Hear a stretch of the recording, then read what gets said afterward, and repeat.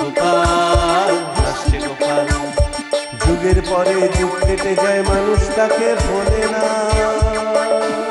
যুগের পরে যুগ কেটে যায়, মানুষ তাকে ভোলে না। চলে না রে, চলে না রে, চলে না রে, চলে না, চলে না রে, চলে না রে, তাকে ছাড়া চলে না। এসে পরিচয় কি তার? হাসির রাজা, জ্ঞানের রাজা, রসিক রাজা গোপাল ভাঁড়। হাসির রাজা, জ্ঞানের রাজা, রসিক রাজা গোপাল ভাঁড়। হাসির রাজা, জ্ঞানের রাজা।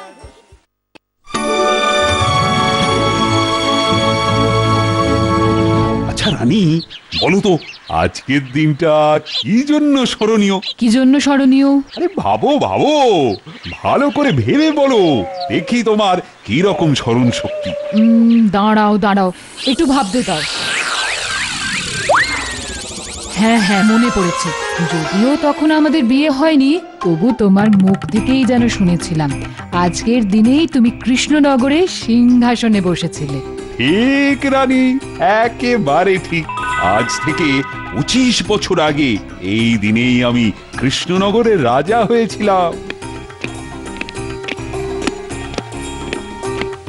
আর আমার মুখ থেকে তো তুমি শুনেইছো যে আমার কাকা কিভাবে দিনের পর দিন আমাকে এই সিংহাসন থেকে বঞ্চিত করে রেখেছিল। আর শেষমেশ ওই গোপালের বুদ্ধির সাহায্য নিয়ে আমি পেয়েছিলাম এই কৃষ্ণনগরের ক্ষমতা। সত্যি, গোপাল না থাকলে তোমার হয়তো রাজা হওয়াও হতো না। আর রাজা হওয়ার পর কত যে ঝড়ঝাপটা এসেছে আমার জীবনে। কখনো মুর্শিদাবাদের নবাবের নানান অন্যায় আবদার, আবার কখনো বা পাশের রাজ্যের খাম্বাজ রাজার হরেক শয়তানি। আর প্রতিবারেই গোপালের ক্ষুরোধার বুদ্ধির কাছে সকলে হেরে গিয়ে রণে ভঙ্গ দিয়েছে। ঠিক বলেছ রানী, গোপাল না থাকলে যে কি হতো। সত্যি, গোপালের বুদ্ধির জবাব নেই। হ্যাঁ, সে কথা ঠিক। এই কৃষ্ণনগরে গোপালের মতো বুদ্ধিমান মানুষ আর দুটি নেই। ভুল বললে, শুধু কৃষ্ণনগর নয়, আমার মনে হয় সারা ভারতবর্ষ খুঁজে ফেললেও গোপালের মতো দ্বিতীয় কোনো লোক তুমি খুঁজে পাবে না। ওকে পাওয়াটা তোমার ভাগ্য। সেটা আমিও জানি যে গোপালের জুড়ি মেলা ভার, কিন্তু গোপালকে নিয়ে রানীরই বাড়াবাড়ি মাঝে মাঝে আমার অসহ্য লাগে। বলে কিনা ভূভারতে গোপালের জুড়ি মেলা ভার। কি হলো, চুপ করে গেলে কেন? আমার কথা কি তোমার পছন্দ হলো না? দেখো রানী বাবা, গোপাল যে বুদ্ধিমান সেটা আমিও বুঝি, কিন্তু ভূভারতে এরকম আর একটাও পাওয়া যাবে না। তোমার এই কথাটা কিন্তু আমি মেনে নিতে পারলাম না। তাহলে প্রমাণ করে দেখাও যে গোপালের থেকেও বুদ্ধিমান লোক আছে। ঠিক আছে, সেটাই প্রমাণ করে দেখাবো। আমাকে শুধু কটা দিন সময় দাও। কটা দিন কেন, আমি তোমায় বেশ কিছুদিন সময় দিতেও রাজি। দেখাও প্রমাণ করে আমার কথা সত্যি না মিথ্যে।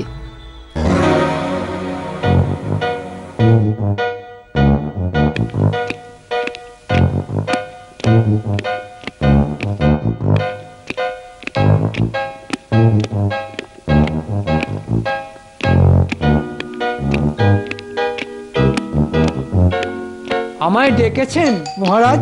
হ্যাঁ হ্যাঁ, একটা বিশেষ পরামর্শ আছে তোমার সঙ্গে। আমি ধন্য হয়ে গেলাম মহারাজ। কেন ধন্য হয়ে গেলে কেন? বারে হব না, আজ অবধি যাবতীয় পরামর্শ আপনি তো গোপালের সঙ্গেই করে এসেছেন। আজ হঠাৎ গোপালকে ছেড়ে আমাকে ডাকলেন, ধন্য হব না? বাজে না বকে শোনো।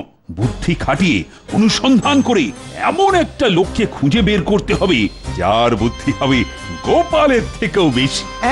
গোপালের থেকেও বেশি বুদ্ধিমান? হ্যাঁ, গোপালের থেকেও বেশি বুদ্ধিমান, যে বুদ্ধি দিয়ে গোপালকে নাস্তানাবুদ করতে পারে। এরকম লোক খুঁজে পেলে আমি তোমার মাইনে দ্বিগুণ করে দেব। মাইনে একেবারে দ্বিগুণ? হ্যাঁ হ্যাঁ, দ্বিগুণ।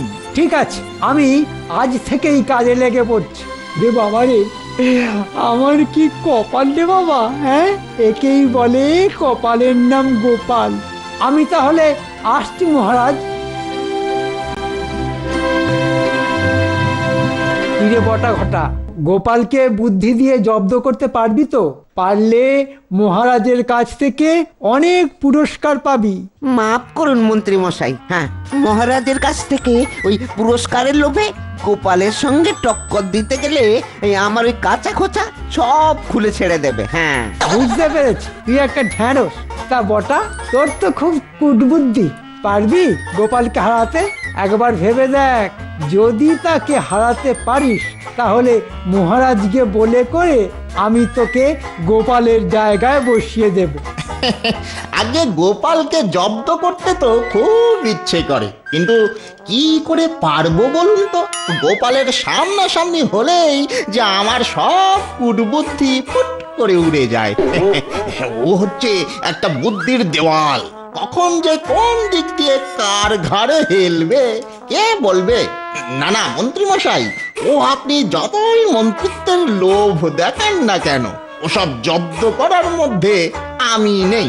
অপদার্থ, তোদের সব কটার মাথায় ঘিলু বলে কোনো বস্তু নেই। যা আছে তা শুধু মাথা ভর্তি গোবর।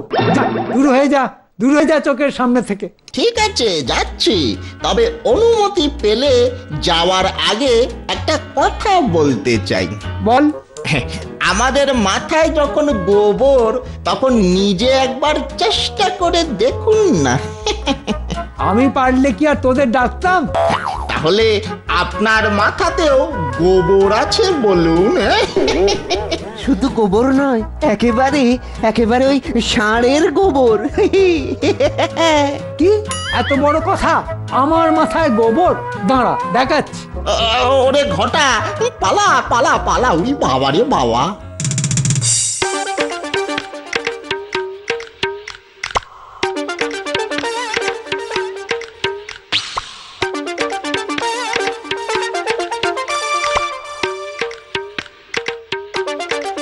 সূর্যি ঠাকুর তো মধ্য গগনে, রোদের তেজে আমার চকচকে টাক তো মনে হচ্ছে ফিটে ফুটো ফাটা হয়ে যাবে। কিন্তু বাড়ি যাই কি করে? বাড়ি গেলেই তো গিন্নি এক হাত নেবে। দূর চাই, কেন যে মরতে সকাল সকাল গিন্নিকে খেপাতে গেলাম।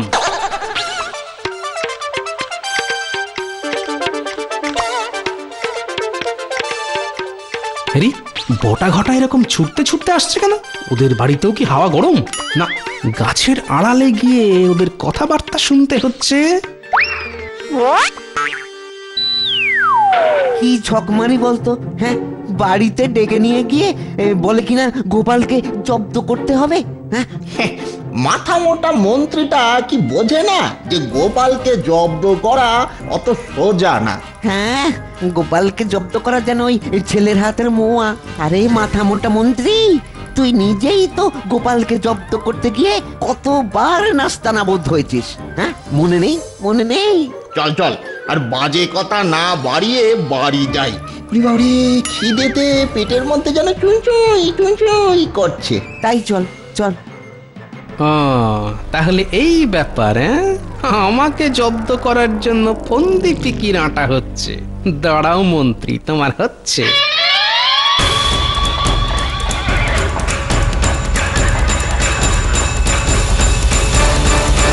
কি বলছো কি মন্ত্রী? বুদ্ধি দিয়ে গোপালকে জব্দ করতে হবে? সেই জন্যই তো আপনার কাছে আসা হুজুর। তা কৃষ্ণচন্দ্রের হঠাৎ এমন ইচ্ছে হওয়ার কারণ? এই সুযোগে একটু রং চড়িয়ে বলে গোপালের ওপর নবাবকে আচ্ছা করে খেপিয়ে তুলতে হবে।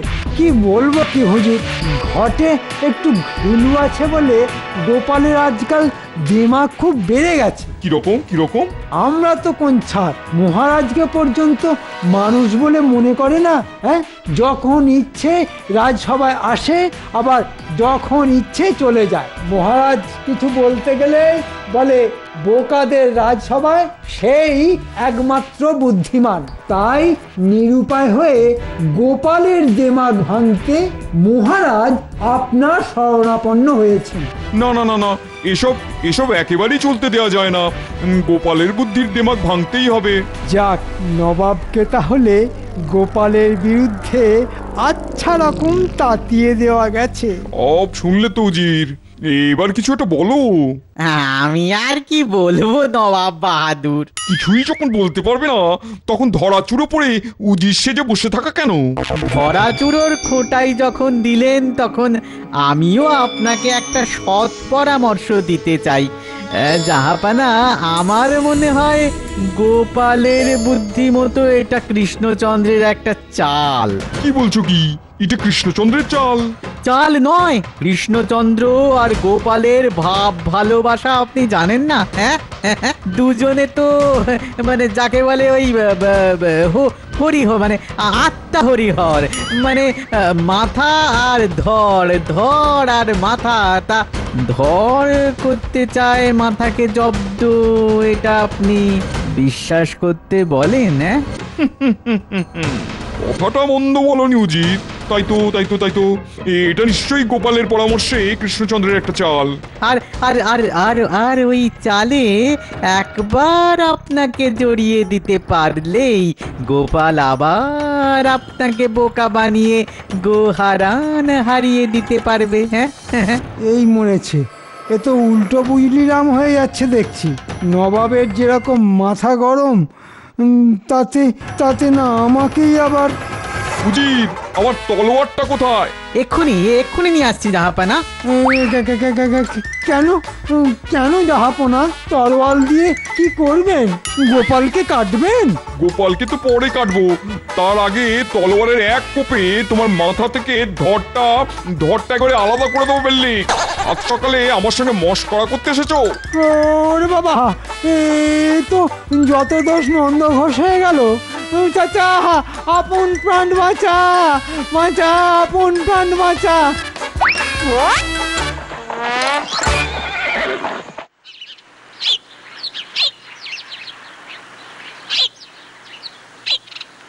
না মহারাজ, পারলাম না। এমন একজনকেও পেলাম না যে বুদ্ধি দিয়ে গোপালকে টক্কর দেবে।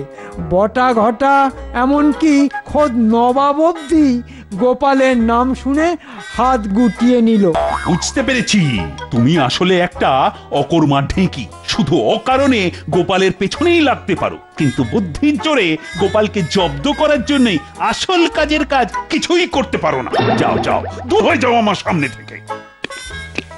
না, এবার আমাকেই কিছু একটা করতে হবে। রানীর কাছে আমায় প্রমাণ করতেই হবে যে ভূভারতে গোপালই একমাত্র বুদ্ধিমান ব্যক্তি নয়।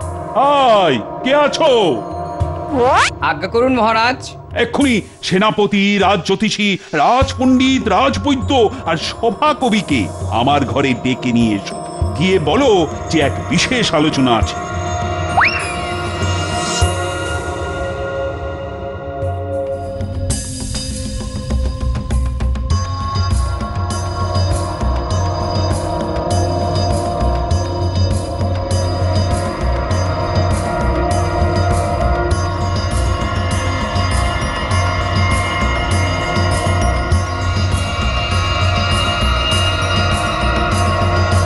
এবার তাহলে বলো তো, কিভাবে তোমরা গোপালকে বুদ্ধির জোরে হারাতে পারবে? আর হারাতে পারলে 1000 স্বর্ণ মুদ্রা পুরস্কার দেব। এই যে সেনাপতি, তুমি পারবে? আগে মহারাজ, আমি সেনাপতি। ওই যুদ্ধের নানান কৌশল আমার জানা, কিন্তু বুদ্ধির খেলায় আমি যে নিতান্তই কমজোরি। জানতাম তোমার মতো মাথা মোটার কাছ থেকে এরকম উত্তরই আমি পাবো। কি রাজজ্যোতিষী? আগে ছাত্রাবস্থা থেকে শুধু জ্যোতিষ চর্চাই করে গেছি। বুঝতে পেরেছি, বুদ্ধি চর্চা কখনো করা হয়নি, তাই তো? অপদার্থ। রাজপণ্ডিত? আগে আমার গুরু বলতেন বুদ্ধির চর্চা করতে গেলে জ্ঞান চর্চা বাধাপ্রাপ্ত হয়, আর আমি ছোটবেলা থেকেই তো জ্ঞানের সাধক, তাই। আর বলতে হবে না, তোমার বাহাদুরি আমি বুঝে গেছি। আসলে তোমরা সকলেই বুদ্ধিতে একেবারে অষ্টরম্ভা। তাহলে বাকি রইল শুধু সভাকবি। হে রাজন, আমি ভাব রাজ্যে বাস করি, বুদ্ধি আর ভাবে যে সদাই আড়ি। থাক থাক থাক, অনেক হয়েছে। নিজের অক্ষমতা ঢাকতে আর ভুলভাল কবিতা শোনাতে হবে না। আমি হাড়ে হাড়ে বুঝতে পারছি মাসে মাসে বেতন দিয়ে আমি কাদের পুষে যাচ্ছি। তোমরা সকলে এখন আসতে পারো।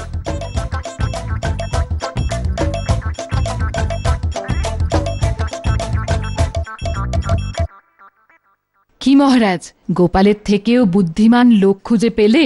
এখনো পর্যন্ত পাইনি, তবে পাবো। কোনো দিনও পাবে না। আমি আবার বলছি, ভূভারতে এমন কোনো লোক খুঁজে পাবে না যে বুদ্ধি দিয়ে গোপালকে হারাতে পারে। আমি বিশ্বাস করি না, নিশ্চয়ই কেউ আছে। তা হয়তো আছে, আর আমার দৃঢ় বিশ্বাস যদিও বা থাকে তাহলে সে হচ্ছে গোপাল। মানে অতি সোজা, গোপালের সমকক্ষ একমাত্র গোপাল। তোমার কথার মাথা মুন্ডু তো কিছুই বুঝতে পারছি না। পারবে পারবে, ঠান্ডা মাথায় একটু ভাবলেই ঠিক বুঝতে পারবে।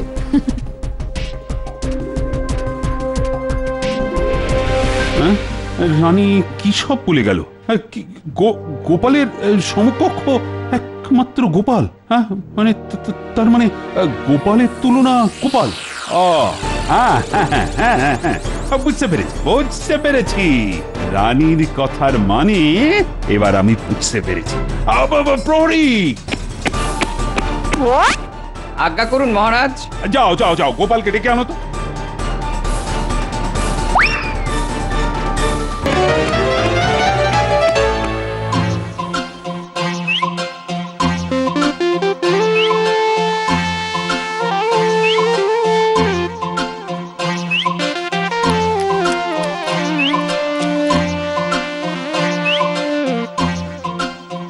গোপাল, মহারাজ তোমায় জরুরি তলব করেছেন। মহারাজের তলব? চলো দেখি।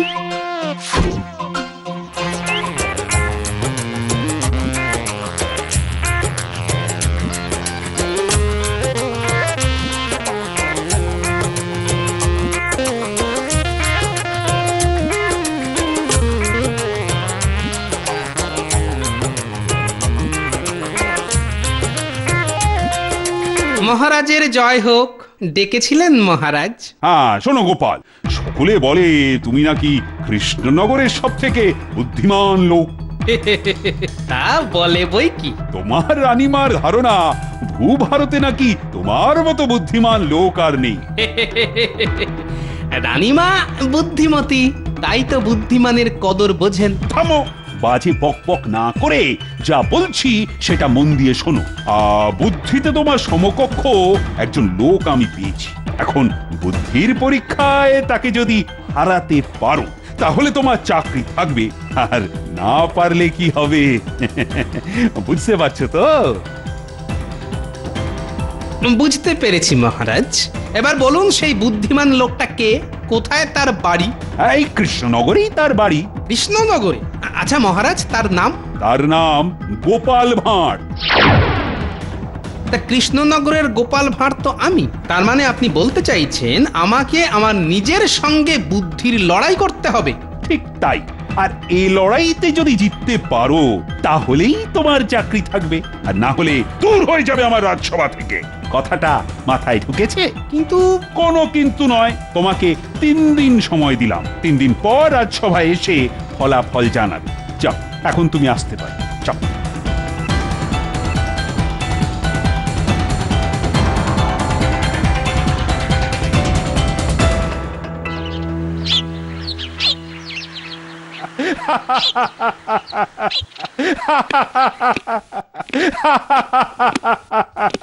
কি একলা ঘরে পাগলের মতো হা হা করে হাসছো কেন?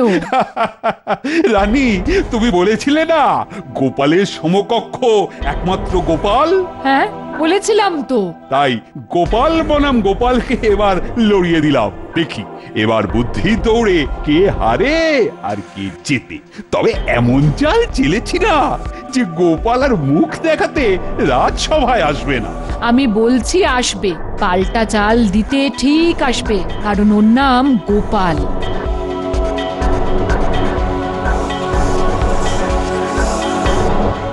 কি মহারাজ, গোপাল তো এখনো এলো না? আসবে আসবে, ঠিক আসবে, না এলে ঘাড় ধরে একেবারে হিড়হিড় করে টেনে আনবো না।